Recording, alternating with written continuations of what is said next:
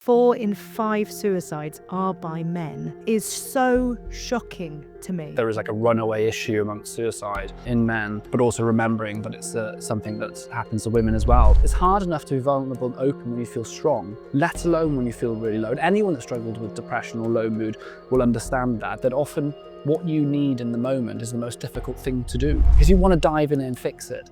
But I think time and time again, what the experts have told me in this kind of space is that unfortunately, that makes things worse. You have to hold back from that and try and allow space and validate their experience and say, well, what do you want to do? What's really important with someone who's struggling with mental illness is they must not lose control, because a loss of control is a center of most of the suffering when you have children. It does just become harder to maintain your mental fitness. It does become more difficult. And as much as people go, hey, but just, carve out that time of day, like. I love it when people say that to us, yeah. So where is that time? I think some of the reality of it is accepting that it's okay, that it's pretty hard to be a parent and it's pretty hard to look after your mental health perfectly. There's a feeling that there's a permanent issue, but actually, and with the right support, people do get better. Hello and welcome to another episode of Happy Mum, Happy Baby Parenting SOS. November is Men's Mental Health Awareness Month, so we thought now would be a good moment to open up a really important conversation. Suicide is a leading cause of death for men under 50 in the UK, a heartbreaking reality that shows just how vital it is to talk openly about men's mental health. Starting these conversations early can really make a difference. So joining me today is someone who knows better than most how important these conversations can be. Until recently, he served as the UK government's Youth Mental Health Ambassador.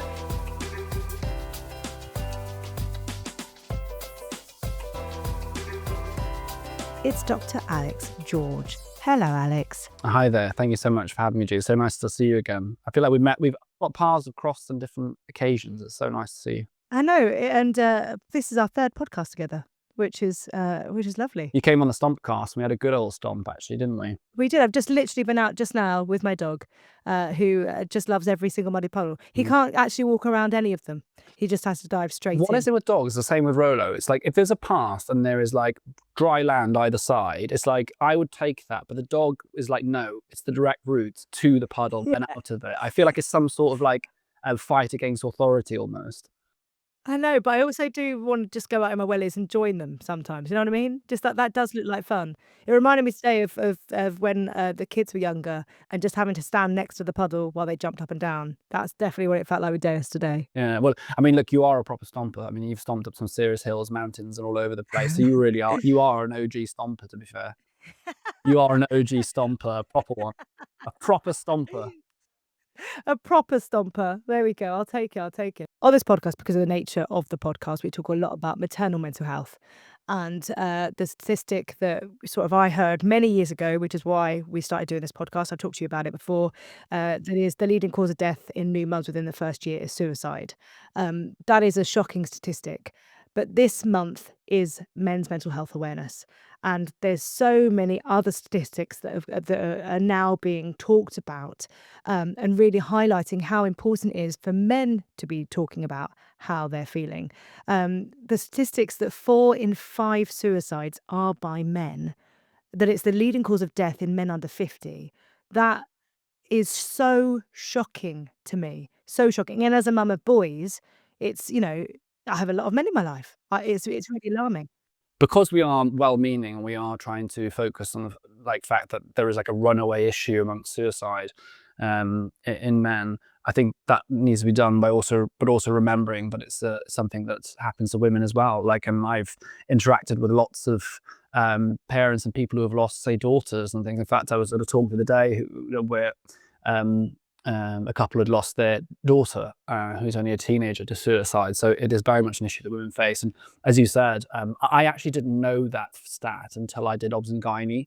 As an second year doctor, it's one of the midwives told me, did you know that actually it's not even the infections or the bleeding afterwards, it's actually suicide is the biggest threat to life for a mother. And I remember how much it struck me then, to be honest. I was like, geez, that is it's a sobering thought, but it's important because by people being aware of it, it means that people go, oh, actually, I'm experiencing a depression, or I feel very low, or I need help. And they ask for it, because the thing that certainly I was learning about when I was in gynae, and they were talking about this, is that actually with the right support, you can get through that time. It's a feeling that there's a permanent issue, but actually, and with the right support, people do get better. So that's really important. But I'm really glad, to be honest, G, that you're talking about this, and I think doing this during Men's Health Month, I think, is a perfect time and opportunity to do so. I was joking with you just before we started. I'm trying to grow a mustache to give my sport to November. I don't know whether it's successful or not. I trimmed it, which I don't know if that means I've failed. I took a run at it. I started this about 5 days before because I thought I need a running start at this mustache. So just see how it goes on. So I literally took a run at it. I was like, this year I know I need a bit more time than everyone else. Maybe if I start in the summer, I'll be really good by November. I don't know. But it really is an opportunity to talk about this, and it is important because ultimately, and I think this is vital. I think some of the things I faced a little bit when I was working in kind of the youth mental health space, the ambassador space for those years, is that I think sometimes we think that issues faced by a certain demographic is only issues for them. So, for example, Yeah. women's health issues being for women to deal with, or or we should only, for example, a good example is that we separate boys and girls in school, and girls learn about periods and boys learn about their Mm-hmm. thing. And I think it was a fundamental error of approach, because actually, funny enough, there's lots of women in my life that I care about, and what affects them affects me. And I think the other way around is really true. And I think there's that part of it. So I think men's mental health is everyone's problem. Yep. An opportunity as well. But I also think that men have a real opportunity to learn from women, because actually we socialize women from a young age to communicate better. I think women are often much more emotionally open and better communicators. They share their issues better. We unfortunately do the opposite with men. I find it fascinating that as a society we crave men to speak. We crave them to speak. No one wants men to die by suicide. People want men to be okay, and yet we train them ruthlessly to be silent. I mean, you are Yeah. literally trained from a small boy to not show emotion. And it was fascinating. I had a conversation the other day, and I hadn't really thought of this perspective before. But if you look, and you'll know this, if you look at children, boys and girls up to the age of kind of 4 or 5, they're no different. They hold hands, they Mm-hmm. play, they hug, they kiss each other, they fight, they run around, they cry, they shout, they laugh. They're almost identical. Then something happens around the age of 5, 6, or 7, and suddenly the boys start being told what it means to be a boy. And boys don't act like that, and boys don't cry. And why are you acting like a girl? And when you cry, it's like, come on, you need to be a big boy. And suddenly we really start just subliminally, and actually not so subliminally, telling them that to be a boy, these are the set of characteristics that you need. And then what Yeah. happens as you get older, this is reinforced throughout your growing up years, to feel that the only acceptable form of emotion you can show is anger. And if you look at it, you watch a football manager on the touchline, if they're shouting and angry, that's fine, no one cares. But if they start crying, it's headline news everywhere. And that's Mm-hmm. because it's palatable anger in men, obviously to an extent, but it's kind of like an understood emotion. To show Yeah. sadness or crying is not. And what is really interesting is that I find it really, if you actually think about it, it's really odd. When someone's at the point where they're really low, we expect them to unlearn everything they've been trained to do and ask for help and say that they're struggling and cry and be vulnerable and be open. When they're at their weakest, it's hard enough to be Mm. vulnerable and open when you feel strong, let alone when you feel really low. And anyone that struggled with depression or low mood will understand that often what you need in the moment is the most difficult thing to do. And I Yeah. think for men, that is a very important thing.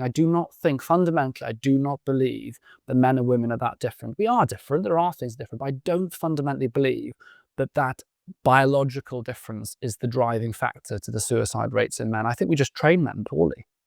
Do you think that's it then? That it's because we've been trained from such a young age, and men have had to act in a certain way that they're so then overwhelmed by this feeling. And it's interesting, isn't it? You hear so many people say, just talk, just open up, go to someone. But actually that's such a massive step to take. Like, where do you go? Who feels like that there's a safe space? Because people can ask you a few times if you're okay, but it's just shut down. Yeah, fine, yeah. Look at it this way, G. If you go and when you're I visited a lot of schools and stuff, and particularly when I looked at the primary schools, I noticed a real difference and that things are changing because young boys are talking about mental health. And like Yeah. I remember I did a talk and I thought, like, do you know what?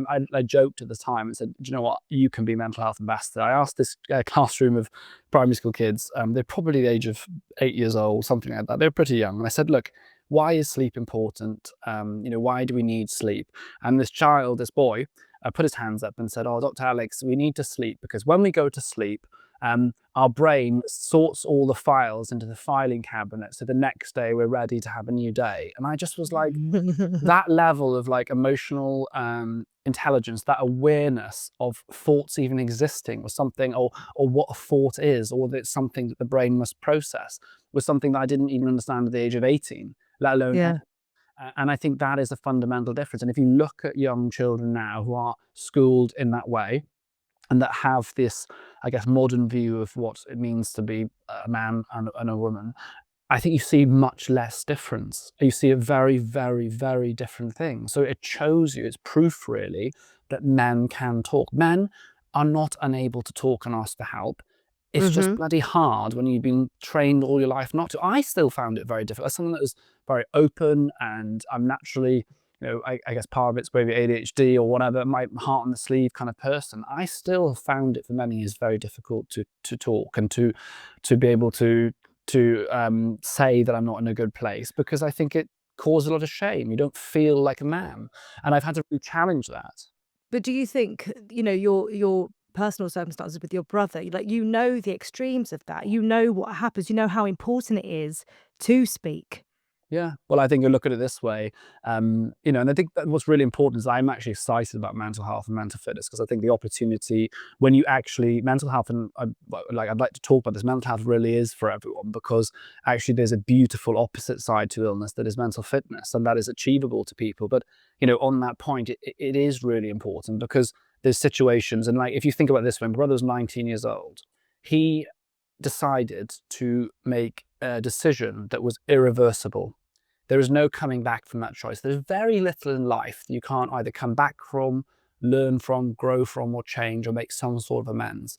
Irreversible decision. So he'd rather take that decision than ask for help. And I think if you want to I guess for people to understand the levels of ingrainedness that this stigma goes, that is a good example. The feeling that I would rather do this than I would tell people that I'm in a terrible place. Some of that is also because there's a feeling of permanence, and this is why I alluded to at the start, is that I think the cruelty of things like depression is that it tricks you into thinking what you feel is permanent, and there's a physiological reason that happens. So if you catch a virus, right? If we're in cold and flu season right now, so if you got the flu, and I hope you don't, but if you got the flu, I'm pretty sure what you'd want to do is curl up, go to bed, stay away from people, recover, eat some food, a little bit of food, have some soup, try and recover, right? You'd be on your own, Yeah. isolate.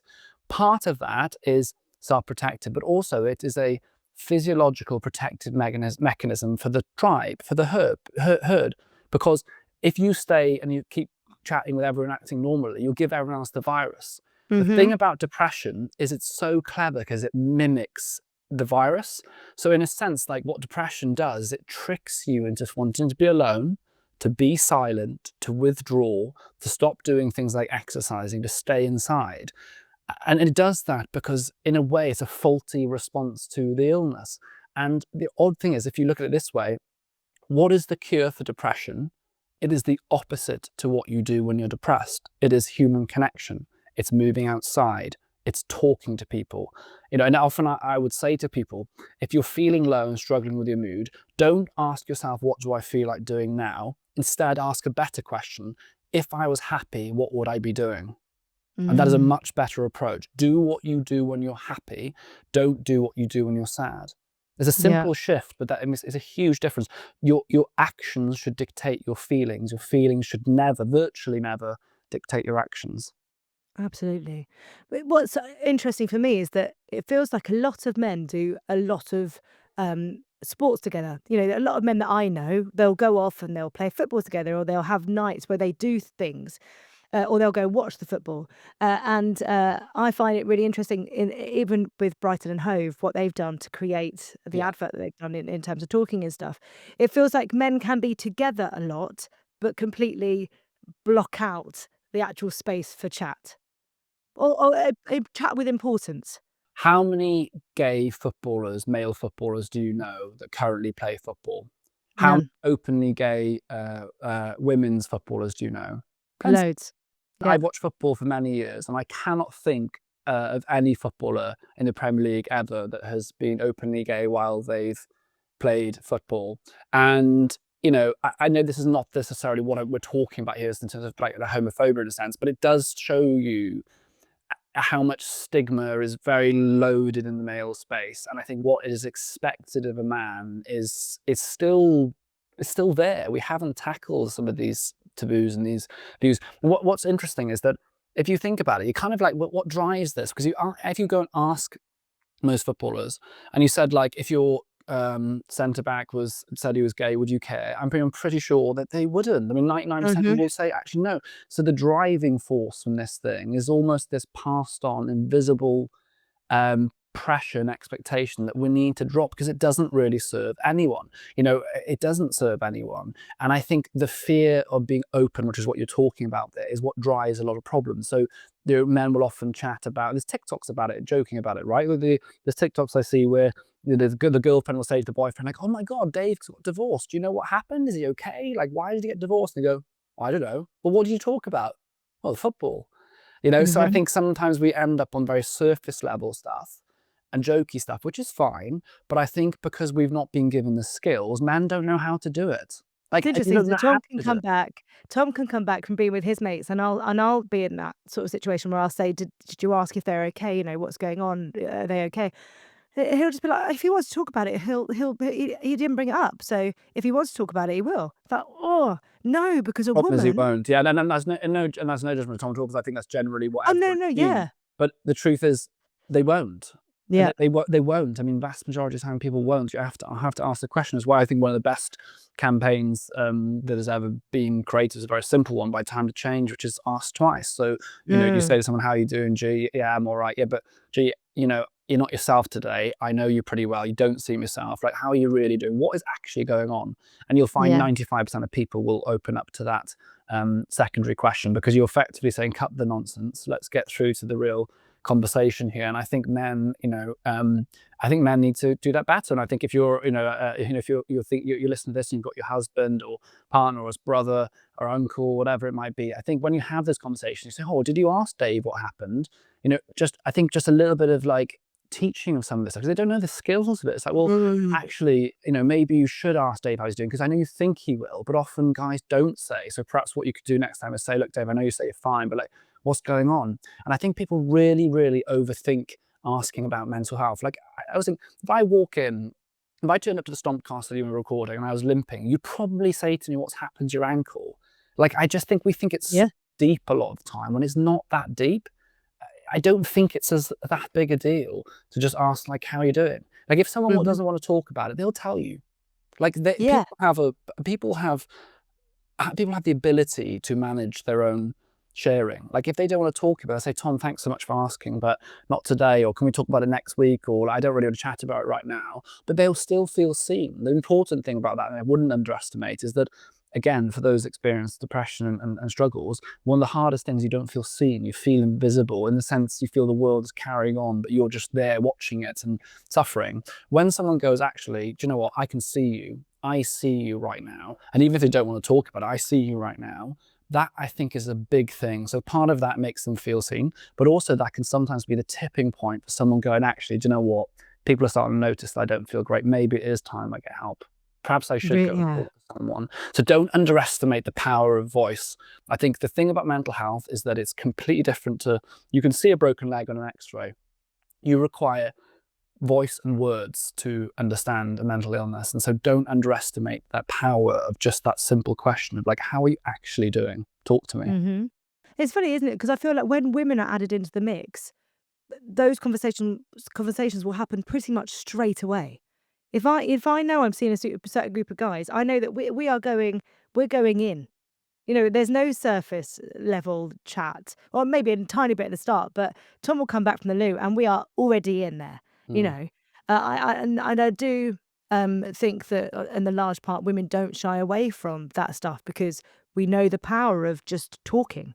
and How just would you approach it? Like, how do you like? I'm interested. So when you feel with the girls, like, yeah. if you know that one of the girls is going through a difficult time, like, how do you approach it? Like, what do you say? Oh God. I mean, it depends on the situation, but I would never shy away from it. If you are aware of a situation, then that person knows you're aware. Mm, And if you're not saying something, it's almost worse. You know what I mean? Whereas if you true. just tackle that chat straight out, straight like head on, then you're all talking straight away. Otherwise, it's the elephant in the room, and it feels just heavy, I The, think. the other thing, the number of times as well um, where someone says something, sometimes in a group of you, like we have had conversations as guys, and then someone else pipes up, and you had no idea that they'd gone through something or something they'd Yeah. and like there's then this like shared feeling. And it doesn't have to be like super heavy. I mean, like a lot of the time, like when I'm talking about my struggles, and I've gone through and still go through quite a few, I kind of do it through the place of humor as well. And you don't have to sit there Mhm. crying. I'm just like, hey, look, like bloody hell, like at this point with my list of diagnoses, you know, it's what I don't have and all this kind of stuff, right? It's kind of like, it doesn't have to be so heavy. I think, you know, obviously there's appropriate times for humor and stuff like that, but I do think we worry too much about it, and that will change. I honestly think young kids are different. I think they're growing up, certainly in Yeah. the right environments. I think it's just changing. I don't think it'll be. My hope is that in 10, 15 years or even sooner, it just won't be a big deal. Just talk how Mm. you're doing. In a way, an alien came to Earth. I think they'd probably think it was bizarre that we were so comfortable talking about like physical health, but talk to the mind, like, oh, I can't deal with that. Like, oh goodness, I don't want to talk. I think we'll look back on it genuinely. I hope that, you know, in 10, 15 years, we'll kind of look back and almost think like, bloody hell, like that's so weird. Why were we so weird about that thing? It was not a big Yeah. deal and we were so weird about it. I think we've come a long way though. You know, I think if you think about the stiff upper lip, that we are not there now at all. You know, we're so far away from that. So I do think we are making strides. It's Mm. now kind of you know, making sure that we're actually. It's hard, isn't it? Because I feel like like you said with the younger generation, we really are having those chats, but it's how we help the generations that came before that really Yeah. unpick things. And these things have to lead towards change as well. I mean, one of the things I saw literally before we started this conversation, it shocked me but didn't surprise me, is that there are now ADHD, there's a significant number of NHS ADHD clinics that are closing their doors entirely to new patients applying for help. And the average wait time in England, according to the BBC, that I've read this article, if that's right, is 8 years for an adult. 8 years. And I know people, just to qualify like how crazy that is, and the reason it's so frustrating that not that ADHD is a mental health problem, but I say neurological experiences and mental Mhm. experiences are not treated in the same way, is that it's it really does have a big impact on your life. Like, look at it this way. So this is a recent meta-analysis that showed that a woman with ADHD will on average live 9 years less, a shorter life than someone without ADHD. So Wow. 9 years. If you think the average Why? life's well, I mean, the paper was talking about some of the reasons that they believe that happens, and many of those come down to if you have unmanaged. And I think the paper looked into people with diagnosis of ADHD that weren't treated, but I'd also say imagine people that are not diagnosed that have it. Mhm. It's down to things like the impulsivity, partly risk taking, the way that you live your life, like being able to organize, plan, making. Because if you think about this, ADHD is a disorder. It's best thought of as a disorder of regulation. And so it's a dysregulated state. So the ability to things like plan health things, to look after Mhm. yourself, to make balanced decisions. If you look at some of the risks, so people with ADHD, adults with ADHD, around 40% of adults with ADHD have alcohol misuse disorder or higher. So things like addiction are higher, end up in prison, or all sorts of different issues arise when it's not managed. And for men, so it's 9 years for women, is 7 years for men. So it's less for men, but still 7 years is a long time. Now, I think it would be really interesting to look at why there's a difference. I wonder Yeah. if that's an institutional Mhm. sexism of some sort that's come into that. There's something there that's called, that 2 years is significant. There's some reason Yeah. I'd be interested to look at that. But I think what it shows you is to anyone that thinks that ADHD is a bit of a laugh and a bit of a quirk, I promise you it isn't. Well, look at that. I mean, that's plain as day. 9 Yeah. years is a bloody long time. I mean, the average life expectancy is 80, so it's like, I mean, it's more than 11% of Well, your no, what I find really tricky about it is that they, there's so many people saying, "Oh, there's so many people being diagnosed now." It's because we weren't diagnosed back then. We've had decades where people weren't diagnosed, and we're just basically catching up with people that should have been diagnosed a long time ago. and we've completely screwed women because Yeah. actually, if you look at it, around like 50% of people who have ADHD are men and 50% are women, roughly. It's about that. There's not really a strong tie to be man or woman. Certainly that I've seen, it's pretty much 50-50. Mm. And yes, and yet I can tell you for certain that the vast majority of people that are diagnosed in the years gone by will be men. Why? Because we have Yeah. a false view of it. We think that an ADHD kid is a boy bouncing around the room. Only about 10% of people who have ADHD have external hyperactivity. Most of it is the internal experience. I mean, and I know this Mhm. is not an ADHD conversation, so I won't go like too far down that route. But what I will say is that, I mean, when you're looking at things to tackle and reasons why I believe we've still got a way to go. I absolutely agree with you, by the way. I think the last 5 years we've made 50 years of improvement. Now Mhm. what we need to see that leads to action. Is it acceptable that ADHD clinics are saying no, we cannot have any more people on the waiting list, bearing in mind that life expectancy is 9 years shorter, bearing how much it Yeah. affects their lives and knocks on effects their families. And is Mhm. that acceptable? Time and time again, people message me and say, oh, this shortage of ADHD meds have been out of stock for 3 months. Would we accept if we ran out of diabetic meds for 3 months? No, we wouldn't. We Mm. shouldn't. So I think what we've got to see is a change of things like, right, we're talking about it. Let's make sure the school systems undergo the reform that they need to approach it with a whole school approach of health, including mental health. And let's make sure that our services are providing the level of care and support they should be. That's something Mm. that as important as your mental health deserves, as Absolutely. postnatal support.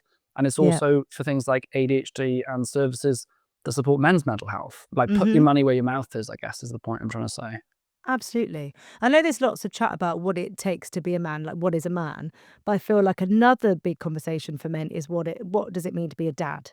And Mm. one thing that people don't know is that actually there's that depression for dads can happen with a new baby as well. We talk about maternal mental health, but actually paternal mental health is also something that men really struggle with. Absolutely. I mean, look, all my so my godchild, Cara, and also my godson, Heath, who was born a little bit later. I see their family, and Adam and Emma are my very, very good friends, and I can see the pressure. I mean, Emma's amazing, but I've seen the pressure that she's been under, but also seen it with him. I've known Adam his whole life, and I've seen Mm. the pressure and things like the lack of sleep, but also this new thing that's really important to you that you have to worry about, and he's working, and it's a lot. And at times, he won't mind me saying it's been a lot for him. And so, I think it is really important to recognize that. And I think part of it, like, I'm not a father, so I can only look at it and I can only look and see from the experience that I've witnessed and things that I've Mm. read. But looking at him, I mean, there's a lot of pressure to make sure that you're showing up in the right way and that you're Yeah. doing the right thing. And that's important, of course. But that pressure, like, men can be very hard on themselves anyway. And I think if you're kind of hiding the fact that you're struggling already and you're supposed to be doing a really good job, you can feel a lot of shame. And you can Mm. feel like, because no one wants to be, well, certainly I don't think good people want to feel like a bad dad and a bad husband or a bad partner with a child. So I think that's a huge pressure. And I think also fundamentally for men and women, when you have children, it does just become harder to maintain your mental fitness. It does become more difficult. And as much as people go, hey, but just, carve out that time of day, like probably the I most love it when annoying people thing say that to ever. us. Yeah. It just, So where just where is that find it. time? Yeah, just Mhm. find that time. It's like, yeah, sure. Why? Meanwhile, I'm like got a nappy in one hand and I'm trying to like clean the milk bottles in the other hand. It's like, I think you have to, and Adam said this true. It's kind of learning to accept that you just don't sleep for a couple of years. Like, and Yeah. you have to find, and he says, like, it is, like he said he's getting better at finding some of that time, and they manage it by, like, he'll come home and take over the kids for a bit, and then he'll have a little bit of time later. And I think there's some things, but I think some of the reality of it is accepting that it's okay, that it's pretty hard to be a parent and it's pretty hard to look after your mental health perfectly. I've not seen any of my friends or people in my life do it and just be like, hey, that was so easy. Like, I feel great all the time. But It's not the it changes experience. everything. It's not, your life doesn't look like it did before. Even joining your mates down to watch the football, that is a thing then, right? There should, Mm.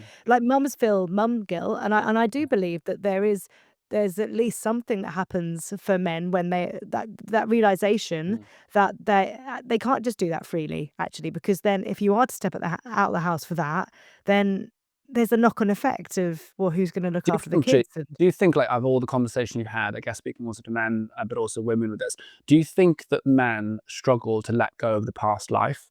I feel like women will feel like men have it easier in terms of being able to have access to their past life a lot more. Right. I feel like women, and but this is part of the conversation, right? Because that's my Yeah. interpretation, that's my understanding.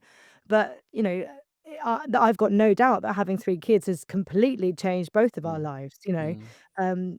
But then I think for us, we've never been overly sociable. We have our things that we love doing, Mm. but if we can be home together, then Mm. we're happier. Um, but there is, at that point when you have children, I think resentment creeps in. Who's getting up in the night? Who's Mm. not getting up in the night? Who's able to just walk out the door? Who's Mm. not? I think, but then you've also got the weight of responsibility of you're not able to just go and do things anymore. You have to Mm. factor in so much. So I do think it is, and your relationship, you're not each Mm. other's number one anymore. I think there's a feeling like, again, just from conversation I had primarily with Adam, actually, he said that the thing that he found most helpful is that there is a letting go of the previous life and there's an opening of new chapters. Like, that was a Yeah. great time and I enjoyed my youth and that side of things. It doesn't mean, he said, like, doesn't mean you can't enjoy and go do things. He said, but fundamentally, by trying to hold on to that, it creates the issues and it can create resentment. But he's like, by embracing this new part of life and going, actually, that was a fun chapter, but now I'm on to this new bit, you open up, like, Yeah. partly, I guess, maybe a mindset, but I can see that because if especially the traditional model of it, right, where the mum's expected to cook, clean, look after the kids, the guy goes down the pub, right? I mean, like, it's kind of crazy. I mean, I'm sure it does still happen, but it's crazy to think that that was seen as normal, really. And you can Normal for so look many at that, people and for so yeah, you can see, long. like, you can see quite rightly though that develops resentment. I mean, what would you say? What advice would you give to, like, and say like new dads who want to, like, be a good dad and do a good job, but also kind of, I guess, to kind of like look after themselves throughout that time. Like, what I mean, you've done this for so many years now. What Yeah. would you say about it? I would say that communication is everything because if you talk, you're able to sort of break through things really, really quickly, whereas otherwise little resentments can build up really, really quickly. And it can just feel like you're carrying so much. And often what you're carrying really is the fact that you're both really overtired, really overworked, and that, everything is just a little bit crazy. It's nothing to do with the other person. It's just that that's where your anger and your resentment can actually, that's the only way it can come out. So I do think being able to talk through things is really important. And also, one thing I do think we really overlook is the fact that a lot of men, the majority of Mm. men, will have seen their partner give birth. Mm. And I think that is such an amazing, beautiful thing. Like One Born Every Minute is my favorite thing to watch. It's awesome. Yeah, and I used to love that moment of seeing the partners literally be so different to the person they were an hour ago. Do you know what I mean? That kind of that melting, that vulnerability, that it's just so gorgeous. But they have just witnessed, and for some men, it's not a straightforward birth. No. They have just watched something completely animalistic, completely other that they maybe weren't prepared for. 'Cause there's a whole, the joke thing of Al seeing your favourite pub burning down, all that stuff that I think is Oh just God, yeah, yeah. ridiculous and all that. But the reality is it's a massive thing for them to be a part Mm. of and see. Absolutely, and I think, like, forgetting the jokey side of it, I think, I mean, I did obs and gynae for 4 months, and there was that's some of the most fun 4 months I've ever had. I absolutely loved that job, Really? but I was really pleased. When I started, as a tangent, I said to the, consultant, who's an amazing guy, I said to him, like, "Please, by the end, do you think I could be able to do a whole C-section? Like, if I can do it safely?" And he said, "Yeah, absolutely, we'll train you to do it." And by the last day, I did a whole, obviously, he was, like, hand-holding the whole way through, and, it was all Yeah. kind of safe. But I did a whole C-section. It's still one of the best days of my life. Just that feeling of just being a part of the birth of a human being is just like, it is, it's genuinely one of the most incredible things. It's just like, and I'm not the parent. I'm there as almost like part of a small part of this process, but it is a phenomenal thing to witness and see. I think it's still the most crazy thing. Like, the birth Yeah. of a human being is still just like, it still blows my mind. But yeah, on the other side of it, it can be really traumatic. And I think, and I've seen, sadly, really, difficult things as well. And I think, for guys, you are feeling in that moment quite powerless, because in reality, Mm. there's very little you can or should do other than providing the support the best you can. In reality, you kind of are a bystander in this situation sometimes, and we Yeah. have to be honest about that. I think there is an element of, particularly when things are going wrong, you're kind of a bystander there, and I think that can be pretty hard. It's kind of a traumatic experience. I'm very much acknowledging the brain trauma here is with the woman, but I think there is an element of bystander and fear and worry, and I'm scared. This is my love of my life, and I think it can be hard, and I think you're then Mm. expected to shrug that off, and because you are there to provide the support, and afterwards you're there to provide the support. I think probably a lot of men bury that, and actually if you ask them properly, like, what was that like? I think they'd turn around and say, like, Harold, that's one of the worst experiences, seeing someone in that position or My struggling. friend Chris, who a female Chris, saw her twin sister give birth, and she joked with us for a long time that it was the most horrific thing she's Yeah. ever seen. And I feel like because it's a twin sister thing, she was allowed to say that. You She, could just be honest. absolutely, yeah, she could just be honest. She absolutely adored her, but he thought it was the most incredible thing to witness, but it was horrific, Mm.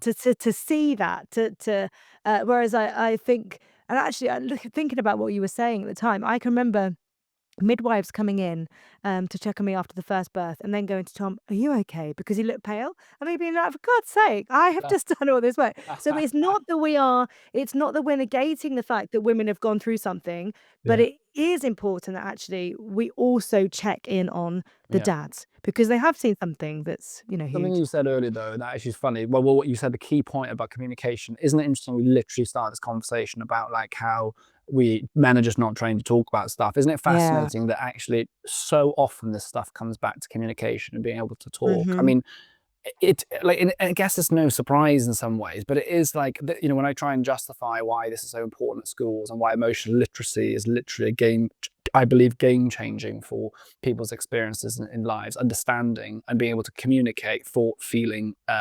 If you're feeling jealous, what is it you're feeling jealous about? How do you communicate that without having a huge argument? How do you say that you feel sad without lashing out and being you know what I mean? Learning Yeah. to kind of hold space for a feeling, emotion, and deal with it. And I think that is something that has a knock-on effect to everything. And it's literally what you've said there: communication. If we can communicate well, I fundamentally believe, I'm not an expert in relationships in any way, shape, or form, but I find them fascinating. I read a lot of psychology around it, watch a lot of kind of content around it, and most relationships fundamentally fall down because of poor communication in some way or another. Mhm. A significant part of the experience is communication. And it feels like a real shame that actually, if you could give people the tools to be able to communicate well, and that part of that is communicating with yourself and understanding how you feel, and then being able to talk with the other person about it, how much pain could we avoid? And how much Yeah. better could our experiences be? I think quite significant.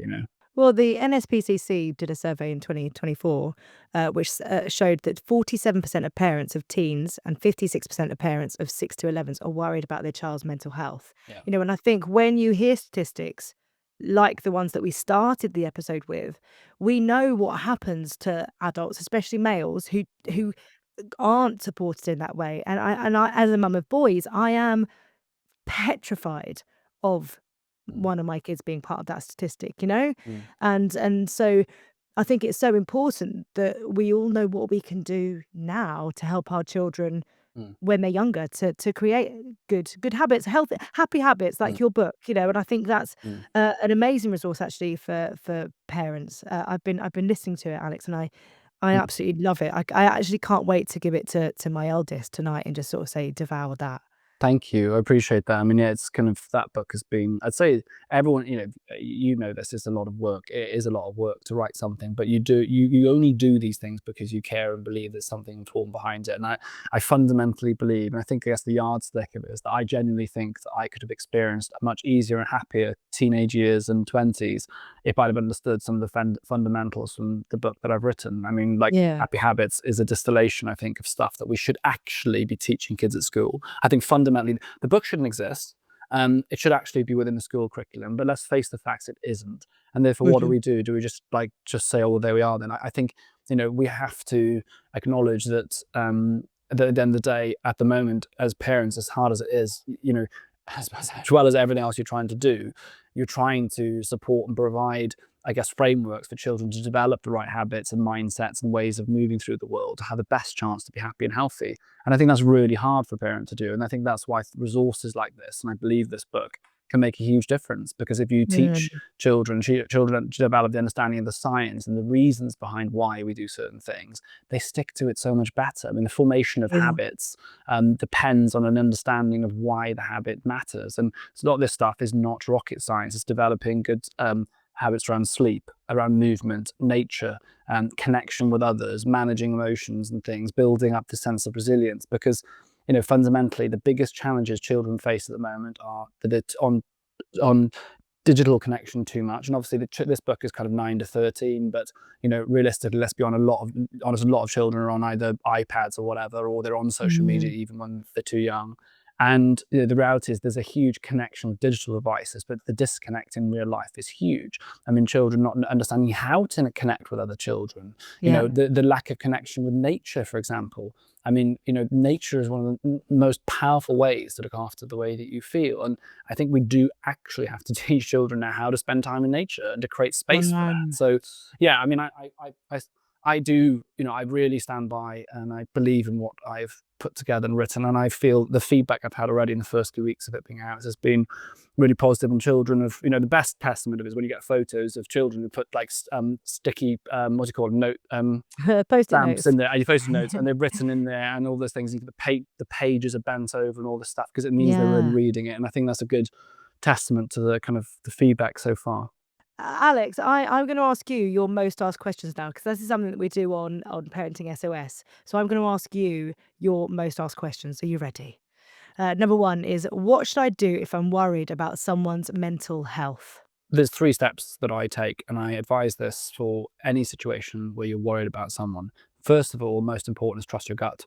Your gut instinct is so important because 90% of your communication with someone's non-verbal. It's how they show up, the eye, the tone, how they're looking, what they're wearing, have they shaved, and your what's the word? The part of your brain, or sorry, the subconscious part of your brain is what stores that information, and it shows up in gut instinct. So if your gut is something's wrong, trust your gut. That's number one. Number two is what we talked about earlier. Ask twice. So, how are you doing? Oh, yeah, I'm fine. Yeah, but gee, how are you really doing? Like, you don't see yourself. What's really going on? Don't overthink it. Ask it. And number 3 is be a friend, don't fix. I think specifically for parents here, this is really important. So a psychiatrist that I know put it this way, and I thought it was phenomenal. And she has a daughter who struggles with anxiety. She says that I'm a consultant psychiatrist, and when I go home, I'm not a consultant psychiatrist. I'm not a mother. I'm a friend. And that is very, very important. When it comes specifically to mental health, be a friend, don't fix. You can't fix what's going on in someone's mind. You can be a friend to it. And it's saying things like, hey, look, how do you feel? What does getting better look like to you? Who would you like to talk to? I've had a look online, and the Hub of Hope has got these kind of support services. Do any of them sound helpful to you? What would you like to do? How can I help you do what you need right now? What do you need right now? And it's all that kind of feeling of sitting on the shoulder as a friend, not saying, right, you're not well, or, classic, you're being bullied. Gee, let's march you into school and speak to the head teacher. How well does that work? It's what my mum wanted to do. Let's march in and speak to the head teacher. Did that help? No. But was it well-meaning? Yes. So I think that be the friend, don't fix. And I say that's so, if people can just remember those steps. That's so hard as a parent, isn't it? Because all you want to do is fix it. Of course it is. And but that's also what you're designed to do. Literally, your biology is to fix this problem. So don't think there's anything wrong with you. You're doing what you should be doing. It just so happens that with mental health that it often makes it worse. I mean, look at it this way. Your son comes to you and say, well, I feel really fat. I look awful. And you're like, well, no, you don't. You look fantastic. You look amazing. Don't be so silly. You're being daft. You're well-meaning in these things, but you're trying to fix it. And what happens is it creates a chasm between experience and understanding. And I think I'm not a parent again, but I'd imagine it's the hardest thing to do, to have to swallow that part and go, okay, well, I'm sorry that you feel that way. It must be really hard to feel like that. Now, what do you want to do about it? Because you want to dive in and fix it. But I think time and time again, what the experts have told me in this kind of space is that unfortunately, that makes things worse. You have to hold back from that and try and allow space and validate their experience and say, well, what do you want to do? Look, there's some of these places I've heard of. Do you want to look into it? What would you like to do? Because if the person, and this is true with adults as well, what's really important with someone who's struggling with mental illness is they must not lose control, because a loss of control is a center of most of the suffering. It's a feeling that you've lost the control of your mind, your well-being. You need to feel that in some sense that you have autonomy, and I think that's really important. So everything you can do to empower the autonomy will help them come out the other side. It's the same with OCD. Eating disorders fundamentally is a disorder of loss of control. It is a Yeah. feeling that you have lost control, no matter what it's about, whether it's about the body or an external problem. It's a loss of control. In the same way that anxiety fundamentally is an intolerance of uncertainty. There are certain characteristics of certain things, but it always comes down to this fact that that person has lost control in some way. They've lost autonomy. So try as a parent to keep them empowered, and that's how you keep them engaged. Yeah, absolutely. Another question that is your most asked is, what small daily habits actually make a difference to mental well-being? Mm. I love the fact in the book that you say even just about drinking water, drinking a glass of water as soon as you wake up and before you go to bed. I really liked that as a habit, because I sometimes take my glass of water up. I don't necessarily drink it, but it's there. I mean, our body's 60-70% water, right? And yet, Yeah. most of us are dehydrated a significant amount of the time. When you wake up in the morning, the first thing you should be doing is having a pint of water, having a glass of water. Your brain needs water to function. It's so important. And it's one of the simple things that we need. And we all know it. You literally die without water. And yet Mm. we get up and most of us will have a coffee first. So there's a saying, hydrate before you caffeinate. And it's very true. Water before your coffee. It makes a huge difference. But obviously for children, they shouldn't be having caffeine, but the water's, a really important one. Other aspects, I mean, one of the most, and the reason I started the Stompcast is that fundamentally nature has incredible power for not just healing, but creating happiness. And there's good studies around this. So the Royal Horticultural Society studied people who spend time in nature each day, as little as 20-30 minutes outdoors, going for a walk in the garden or in the park, whatever it Mm. might be. And they found that those people had significantly lower levels of anxiety and unease and low mood, significant lower levels of those things. But importantly, they had much higher levels of creativity, of optimism, of connection with the world, and feeling part of the planet. And I think it's fundamentally something we've lost. We are not designed to live in boxes. So morning Mm. sunlight, being outside, we know that boosts serotonin. How morning sunlight helps press down your melatonin levels. Melatonin is great for feeling sleepy, but you don't want it in the morning, so it suppresses that. So I think getting out for a walk in the morning, other simple things, we are the most disconnected we've ever been. Make time for your friends, like spend time with other people in some way, find ways to connect with other people, ideally in person, hug your friends. It sounds so simple. So, you ask people, do they wish they were less stressed? Most people would say yes. What is one of the biggest, most powerful antidotes to stress? Oxytocin. Cortisol cannot be high when oxytocin is high. It's not possible.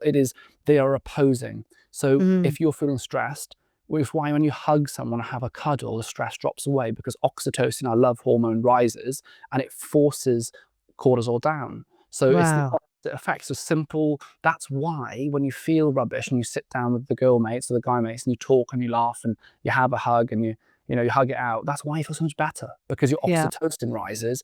It has to suppress the cortisol. So connection with the other one, and exercise. I mean, if you were to put something into a pill and sell it and make a lot of money, it would be exercise. You would be a trillionaire overnight, because exercise makes you live longer. It makes you produce more happy hormones in your brain, increases blood flow in your brain, which is good for you. It supports psychological strength, i.e. when you exercise, you do something difficult, you learn you can do difficult things, and therefore you build resilience. And it supports every single organ and part of your body. You feel Yeah. better when you exercise. If you can exercise a little, spend time and hug people that you love. When say goodbye to your mum or your child, or whoever it is, or your best friend, hug them. Even guys as well. Mm. Give a hug to your best mate. Why did guys not hug their mates? I just hug your friend. Give your Yeah. friend a hug. Go for a walk outside. That's really important. And drink some water. Have a pint of water every morning. I think we should give lessons on hugs though, because we're not talking like a quick little slap on the back, kind of a Hug and hold. non-committal. A hug and a hold. That's the dream for me. I can hug and hold as many people as possible, and that just fills my cup. If you next time feel stressed, a good little test. I love tests. I love playing. I love experimenting. Next time if you're listening to this and you feel stressed, go to your partner, go to your child, go to wherever and say, can we have a nice hug? Hug them, and hug them for 10 seconds in your head, count to 10, and tell them we're going to have a good long hug here. Have a cuddle for 10 seconds. I want you to monitor your breathing. I want you to monitor the Mm. muscles of your neck and your shoulder. And I want to notice the weight of your mood, that feeling on your chest. And you will feel the oxytocin working. You can feel it. It relaxes your Yeah. muscles with what it does. Your shoulders lower down, your breath steadies, and you feel a lightness in your chest. And that is oxytocin doing its magic. Mm. Another question for you. How do you navigate grief and still find moments of joy? Hmm. A fundamental thing I learned with grief for me is that, and the thing that changed actually, and was the shift I think that I needed, was a realization that you never get over it. And so Yeah. the problem is, and the reason I think people get stuck with grief is because they're trying to do the wrong thing. You will never get over grief. And I'm not saying that in a negative way. Put it this way: if you've lost your loved one, say you've lost your partner or something, right? Someone's passed away, it's been a tragic loss, and it's, this is someone that you really care about. Do you ever think you're going to be cool with the fact that they've died? And Mm. is that really the goal? Like, if you've lost your mother, do you want to be like, do you know what? I'm over the fact my mum died. Really? You don't. What you want to do is achieve the fact where you can hold space for the loss of that person, remember them and feel sad that they're gone, but also live your life. And that is the goal. And suddenly when you shift the goalposts and stop trying to do something that's impossible. So when you try and do something that's impossible, you get frustrated and you get sick because you're trying to do something that can't be done. And trying to be like over the fact that someone's passed away that you loved is just the most impossible thing to do. So stop trying to do that. Instead, hold space in your day, especially initial times, hold space and lots of space for the experience of grief and sadness, but also create room for life and take them with you. Live your life with that person alongside you. A lot of the biggest moments I thought, gosh, I've achieved this. I think of Cleo, I think of my brother, and I think, God, he'd be proud of this. And sometimes it makes me Mm. sad. That's okay. Stop trying to fix grief. Humans love fixing stuff. I think as a human being, we like tidiness, we like certainty, we like things to be organized, and some things are messy and they're best left messy. And grief is one of Yeah. those things. It's not don't process it, but don't try and fix it. Let it exist. Absolutely. I carried a lot of, well, I carry a lot of grief, especially for my friend Chris, who Mm. is the reason I do the treks. Actually, she was the founder of Yes, Copperfield, it was, of course. and yeah, and every trek I carry, uh, obviously the weight of the grief, but there's something about doing it and having her there. She's my why, and I think for me, it's this year compared to last year in terms of my grief have been hugely different. Mm, Last year it felt like a weight. Whereas this year, it feels like that mm, time where I am closer to her than mm. ever. Well, you're amazing. You are amazing, G, for many reasons. But it's really special that you've continued to do that. And I know you were very close to her, and obviously she was an amazing person. And it Mm. doesn't need me to say how incredible a human being that she was. But it is so amazing, and also to show other people that you should continue despite with the grief is really important, because it's okay to go and do something and cry and be sad Yeah. and to tell people that you feel sad. I think this it's kind of, isn't it strange that everyone will experience grief and yet we're so embarrassed to feel grieved? And Mhm. anyway, it's a weird concept. If you're sad and you cry, oh my God, I'm so sorry. I'm so sorry. I'm just having a moment. It's like, what? Why are we apologizing for the most normal human experience? It'd be kind of weird if you didn't. Like, I don't know. Sometimes there's so many things that we do. I've written about this, and a new book's coming out, and I've written called "Am I Normal," which has been definitely the most painful book I've ever written. But I'm kind of looking about Mm. life and how, like, is it me or is it the world? How messed up life is in a way. And grief is one of the chapters I wrote in there. And I was literally looking at it and saying it's absolutely mental how we approach grief in this Yeah. country. And it doesn't have to be that way. And the way, again, we're trained to be like apologetic about, we have to be sorry that we're sad. You have to apologize that you're sad. And then when Mhm. you stop and you look at it like, this is just crazy. Yeah, Um, absolutely. yeah. Another question for you, this is one of your most asked questions, is should we avoid social media? Oh, that's a difficult. I guess it always comes down to the why, doesn't it? Yeah. Put it this way. So I deleted Twitter many years ago because I genuinely believed that it was doing more harm than good to my health and happiness. So I Yep. deleted. I had like 300,000 followers. Some of my team were like, "You're crazy. You need to keep it. Whatever." I was like, no, don't care. Literally, it's gone. It's a net negative to my health. It's gone. Nothing's worth it, and I never regretted getting rid of it. Whereas the other platforms like Instagram have provided me sometimes at my lowest points light. Yeah. And like when I was diagnosed with OCD recently, the people on there that have reached out and like allowed me to see that I can get better and see hope has been some of the most important things. So it depends on the why and how it affects you. But if it affects you, I always think like look at a behavior or thing or person, whether it's alcohol or a friend or whatever it is. And I generally think you should look at things of like, is this a net positive or net negative in my life? And it sounds brutal sometimes, but you need to have an honest chat with yourself. And if social media is net negative, get rid of it. If it's a Yeah. positive, then keep it. If it's an in-between, it's good and bad, which it is for most people, then it's more about setting things like boundaries. Boundaries of what you see, unfollowing content you don't like, muting keywords, and having screen time. One of the biggest things that people talk about social media, good or bad. The biggest thing we know for certain is that the longer you're on there, the more negative symptoms you experience. So there's a sharp rise in negative experience after 2 to 3 hours. So if you're spending 6 hours a day on there, the chance of having anxiety, negative thinking, disconnection is obviously much higher. So just Yeah. monitor your screen time is definitely the big thing. My happiest time on Instagram was happened over the summer when all of a sudden I just fell into a gardening algorithm. That's all it was feeding me. It's all it was feeding me, and then all of a sudden you accidentally click on something that might turn up on your feed, and then it changes. But Yeah. I had a glorious few months where it was all about gardening, and I Mine's loved a lot. it. A lot of mine's just dogs. I mean, I love Roller, and I see a lot of dog stuff, and I just love like dog content. Even I always think like when you see something, does it make you smile or does it make you sad? So if you notice yourself smiling at content, that's probably something you should look more at. If you look at something you Yeah, start you're frowning and you're feeling sad, you're drawing away from it, then perhaps mute that stuff. Life's too short to yeah, look at stuff that makes you feel absolutely. rubbish. I completely agree. We asked the Happy Mum Happy Baby community for some questions. We have a few. One person has asked, "How can I ask my husband about his mental health?" So I think very much like I said earlier, really, I think it's the approach of that conversation. I think first of all, don't be afraid of having that conversation. I think we'll worry about it too much. I think that's probably an important hurdle. Think about time and place. I think sometimes we can just like blurt out the question because we're so Yeah. pressured around it, not necessarily the best time, like 5 minutes before they go to work is probably not the time. If you're looking for an opportunity and way to do it, my best advice is either do it driving, or even better than that, walking with someone. Like you Mhm. experienced, G, when we went for a walk, it's so much Yeah. easier to open up because you don't have the eye contact directly. You can choose to look at each other, but it's not this facing off thing. You're on each other's shoulder, you're moving, you're walking. Nature's very calming anyway. There's something called a lateral gaze that happens when you're walking, which is good for processing emotions. So EMDR, so eye movement, desensitization, retraining, or reprogramming, I always forget which it is around the idea of you move the eyes left to right. And it was actually discovered because the lady who discovered it was sat by a lake, I think it was, and she'd gone through something really difficult. And she was looking at the trees and the branches were swinging in the leaves, and suddenly she started feeling better. And that's where it came from. And it's not a woo thing. Like the science behind it is absolutely categorical that EMDR is Yeah. hugely good, not just for PTSD and for traumatic experience, but any distress. So Yeah. going for a walk, you do lateral gaze and it helps you process. So my advice is get your boots on, go outside for a walk and have an honest conversation and say, look, I'm worried about you. Let's talk. Like, how do you feel? What's going on? Like, and allow space that probably it's not a one conversation job. It's probably something that will Mm. take time, and over time they might open up more. But the most important thing is have the conversation. Interestingly, the second question that we've got is, my husband is struggling with anxiety and thinks he may have ADHD, but refuses to seek help. We are stuck and he won't talk about it. What can I do?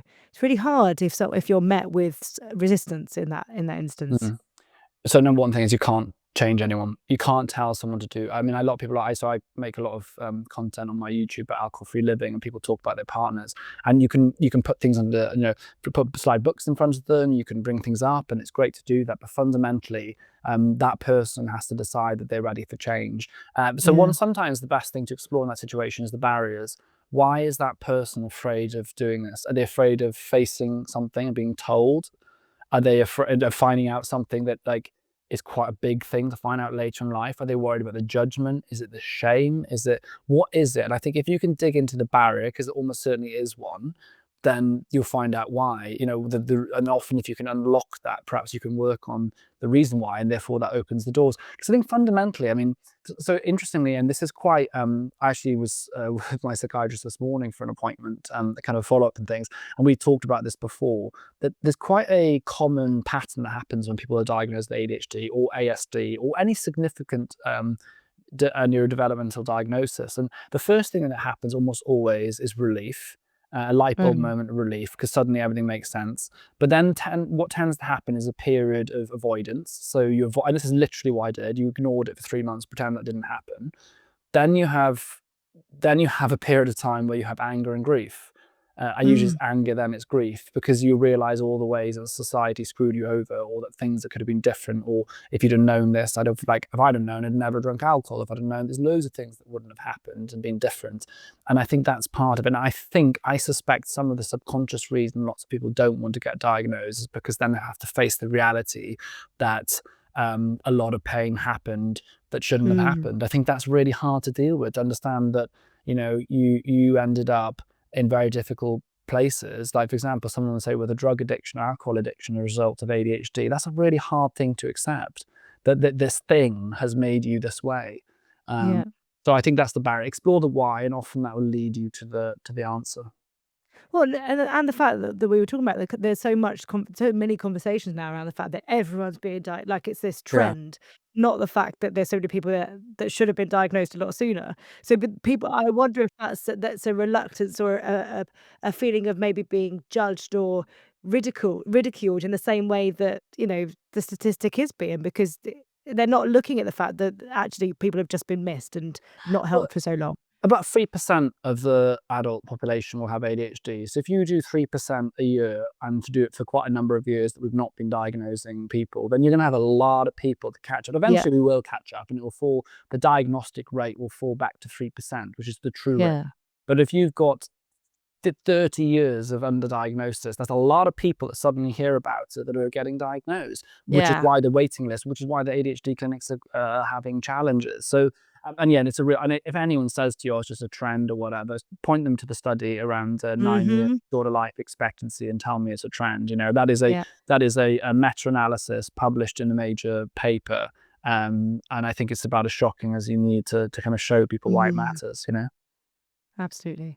The next question is from a mum, along the same lines, actually.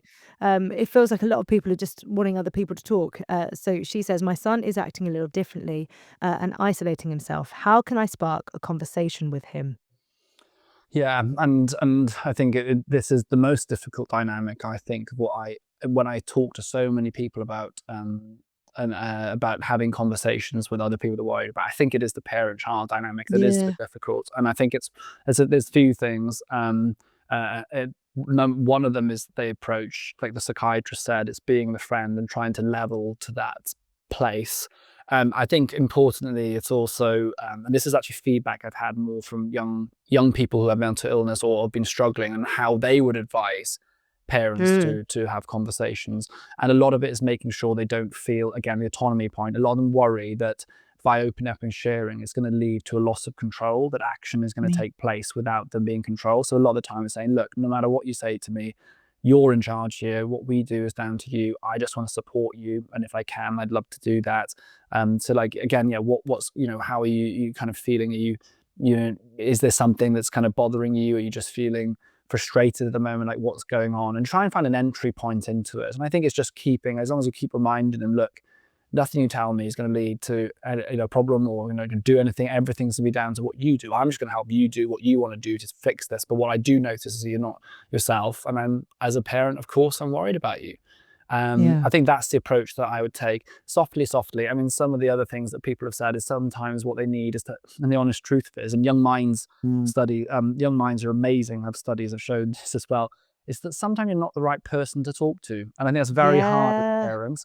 But the fact of the matter is, you are a parent, and sometimes you are not the right person to have a conversation with about. So it's opening doors to other people. So it's saying, well, if I'm not the right person to talk to, who do you think might help? Would a therapist, would you like to speak to someone like that? Do you want to speak to someone?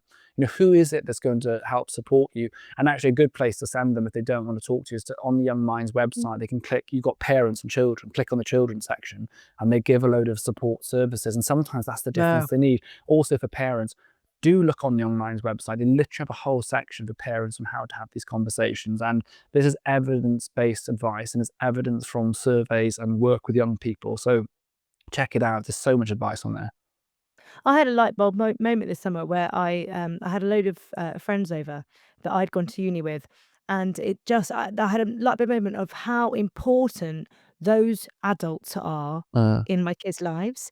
And actually, it's so important that we put focus on the community around our family, so that we don't carry the weight just on our own, and that we realise that those influences can be so positive and beneficial, and it doesn't sit on us to do everything and be everything. I think that's such a wise insight. I mean, we didn't used to live this way. We didn't used to live in Yeah.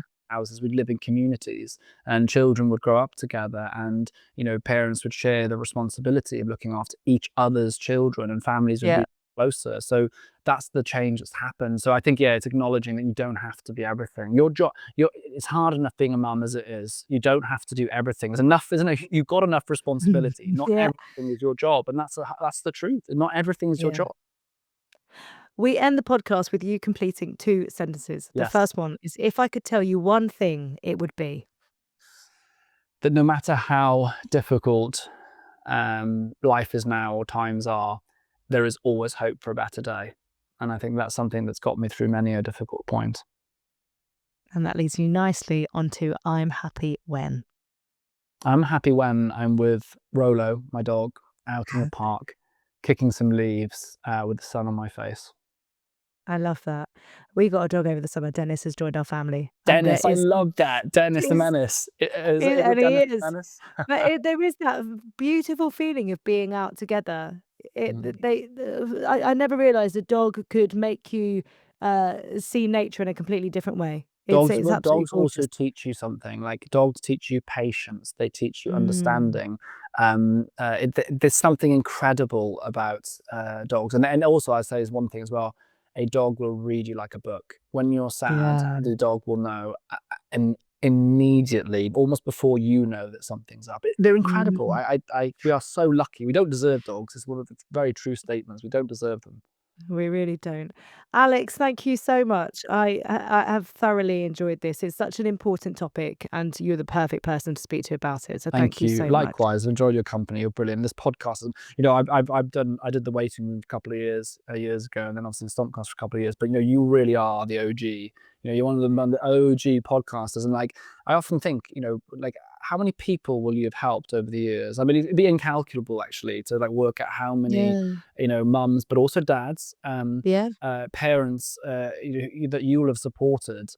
Phenomenal, really. So you should be proud of that. It's amazing. It shows the power of like podcasting. That if you have the right podcast, the right person, which you are, and the right story, the right mission, you can change so many people's experiences and lives. So yeah, you're doing a great job. You don't need me to tell you that, but you're doing a great job. Thank you. No, that means a lot. Thank you so much.